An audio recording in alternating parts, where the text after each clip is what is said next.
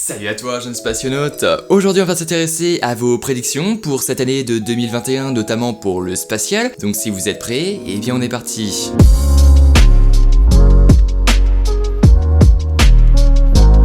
Bon, il y a quelques semaines, j'ai fait quelques sondages en story sur mon compte Instagram qui s'affiche juste ici, je vous invite vraiment à aller le suivre, il y a pas mal d'actu concernant la chaîne. Les sondages portaient sur des événements spatiaux qui devraient se produire cette année, et donc dans cette vidéo, on va voir si vous y croyez ou pas.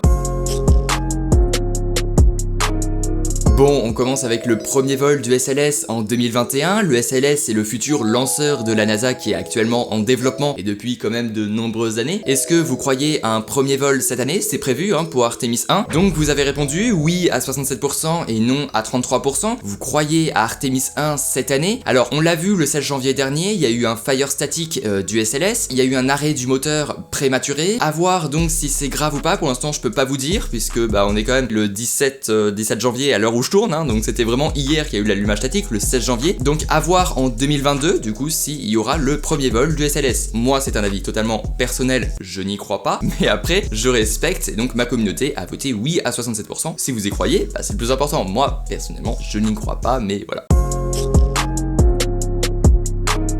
Le deuxième sondage portait sur la New Glenn en 2021, puisque aussi ce lanceur devrait faire son premier vol cette année. Alors la New Glenn, c'est le futur lanceur orbital de chez Blue Origin. Actuellement, Blue Origin possède la New Shepard, qui est plutôt un lanceur suborbital pour les vols touristiques. Blue Origin veut se lancer dans un lanceur orbital, un peu à la manière de la Falcon 9. Vous y croyez? Oui à 68% pour un premier vol cette année. Pour l'instant, j'en sais rien, parce que Blue Origin ne communique absolument rien. À voir vraiment là en 2022, parce que j'en sais rien du tout. Vraiment, je sais pas du tout.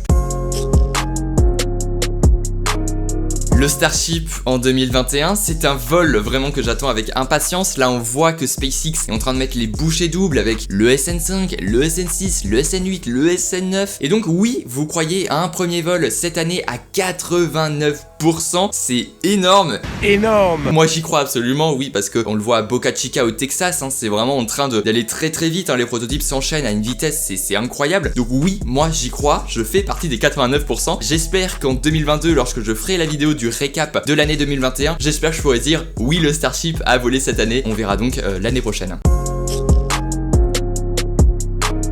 C'est sous la coiffe du Ariane 5 que James Webb devrait être lancé cette année. James Webb, c'est le futur, on va dire, remplaçant de Hubble. Il va être beaucoup plus performant que son prédécesseur. Donc oui, vous y croyez à 68% et non à 32%. Effectivement, James Webb a beaucoup de retard, un peu comme le SLS, parce que c'est quand même une bête de technologie, vraiment. J'espère qu'il va être lancé cette année.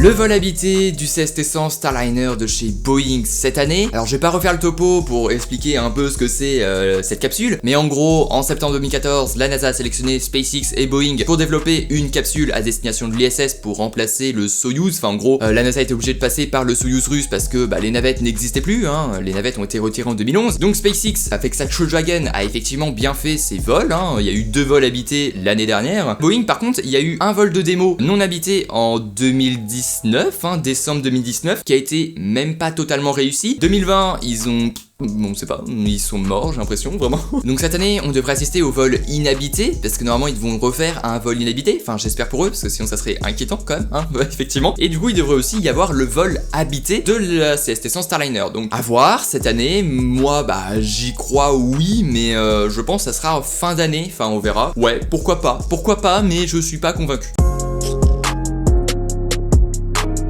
Tom Cruise dans l'espace en 2021. Alors oui, normalement Tom Cruise devrait embarquer à bord de la Crew Dragon à la fin de cette année. Oui, vous y croyez à 68% et non à 34%. Si Tom Cruise va dans l'espace, c'est pour tourner un film à bord de l'ISS. C'est dingue. Vous pouvez aller voir ma vidéo qui s'affiche juste là, qui s'affiche là, mais normalement l'affiche s'affiche là. C'est dingue, c'est absolument dingue, c'est fou.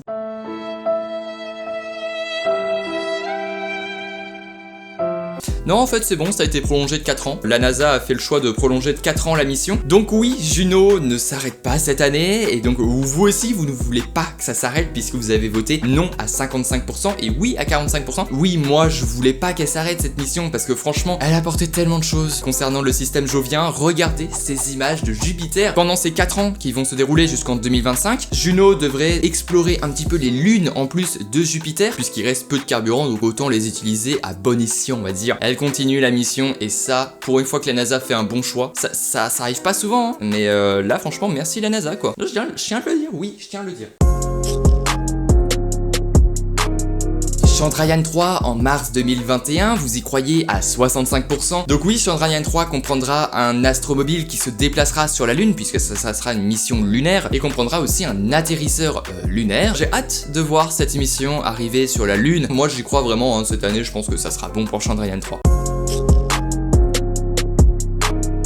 Le tourisme spatial en 2021. Alors là, quand j'ai posé cette question, ça concernait surtout Blue Origin avec sa New Shepard et Virgin Galactic avec son Spaceship Two, puisque c'est les deux entreprises vraiment qui sont intéressées par le tourisme spatial et qui nous montrent qu'elles sont en plein dedans quoi. Surtout là en ce moment la New Shepard, puisqu'on a vu la New Shepard ce mois-ci qui a effectué son vol NS14 ou NS15. C'était un vol assez important puisque elle embarquait la première capsule vraiment designée où il y aura les touristes à l'intérieur. Ça annonce vraiment bientôt le vol habité de la New Shepard. On verra bien cette année et on verra en 2022 dans ma vidéo de récap de cette année, voir s'il y a eu le premier vol habité de touristes en fait, ça serait incroyable. Et donc oui, juste pour info, il y a Jeff Bezos qui nous a invités avec Yataka pour un vol dans la New Shepard. Donc normalement le premier vol devrait se produire avec nous, Yataka et moi, donc je vous tiendrai au courant. Normalement, je pourrais vous faire des petites stories et tout, vous inquiétez pas.